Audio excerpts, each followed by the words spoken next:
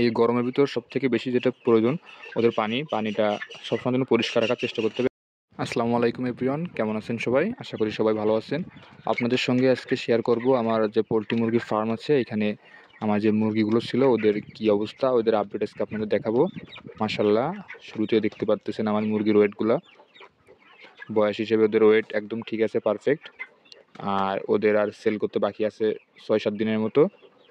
মাশাল্লাহ, সবাই খাওয়া দাওয়া করে রেস্ট দিচ্ছে, যেহেতু দুপুরের দিকে একটু গরম পড়ে, যার কারণে দুপুরবেলা একটু কম খাবার খায় মুরগিগুলা, এবং সকাল বিকাল সন্ধ্যা রাত এই কয় টাইমে একটু বেশি খাবার খায়। সবগুলো খাওয়া দাওয়া শেষ করে যে যার মতো বসে আছে, যার ক্ষুধা লাগছে সে উঠে খাচ্ছে, আবার যার রেস্টের প্রয়োজন সে রেস্ট নিচ্ছে। কারণ দুপুরবেলা ওরা আসলে ওইভাবে খাবার খায় না, আর দুপুরের দিকে ওদের বেশি খাবার দেওয়া উচিত না, কারণ যেহেতু গরম, বেশি খাবার খেলে আবার হিট স্ট্রোক করতে পারে।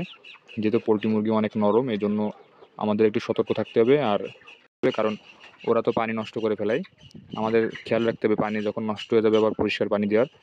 কারণ পরিষ্কার পানি দিলে ওদের শরীরটাও ঠিক থাকবে ও মুরগিগুলো সুস্থ থাকার চান্স থাকবে বেশি। মাশাল্লাহ, আমার সবগুলো অ্যাভারেজ প্রায় 1.5 কেজির মতো হয়ে গেছে, 1 কেজি 500 গ্রাম, এবং হাইয়েস্ট 1 কেজি 700-800 এমন হয়ে গেছে। খুব শীঘ্রই এদের সেল করে দেবো, আর সেলের আপডেট আপনাদের দেখানো হবে ইনশাল্লাহ। আবার নতুন করে ফার্মে বাচ্চাও আসবে, সেই বাচ্চা আসলে আবার আপনাদের ভিডিও করে দেখানো হবে। সবাই আমার পেজটি ফলো দিয়ে সাথে থাকবেন, আর যদি ভিডিও ভালো লাগে অবশ্যই ইউটিউব থেকে দেখলে সাবস্ক্রাইব করে দেবেন চ্যানেলটি। আজকের ভিডিও এই পর্যন্ত, আল্লাহ হাফেজ। ইনশাল্লাহ নেক্সট কোনো ভিডিওতে দেখা হবে আপনাদের সঙ্গে।